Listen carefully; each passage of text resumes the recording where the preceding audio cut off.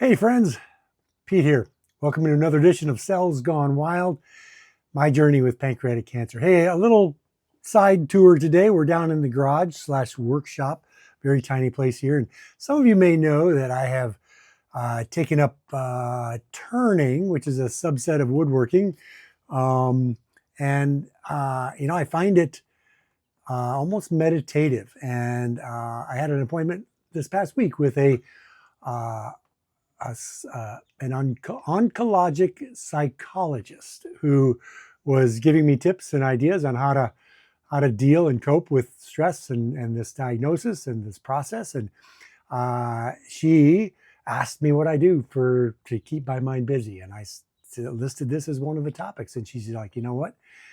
That's probably excellent, because what it is once you get turning, it's 100% focus on the wood and what the wood is doing for you and what it's becoming, and everything else kind of goes away. So it's very calming and satisfying, and if you're lucky, you end up with something nice at the end. So I thought I'd give you a little tour. This is what a wood shop looks like where you turn stuff. So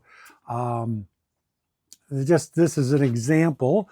My buddy Tom was over this morning. Thank you very much, Tom. He helped me chainsaw up some wood that we scavenged off the ground, otherwise known as fogwood, F-O-G, found on ground.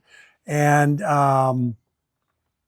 we chainsawed it up and turned it into blanks, which are then suitable for turning. So this was part of a log just like an hour or two ago.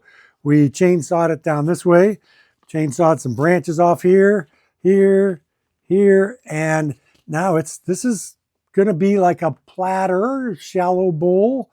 You can see we've kind of got the rough outline. That's about how round it'll be. And the rough process is that once you kind of get it to this stage, there's a piece that will mount on here.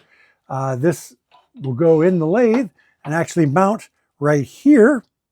This motor spins this around, and you take a tool that's sharp and you cut away stuff as the wood is turning. So that's the way it works. It's obviously a lot more to it than that, but it happens slowly at first, and then it all comes together and the wood starts to show you what it wants to be. And you follow your cues from the wood and take advantage of its natural features and whatever natural beauty and knots and grain it has.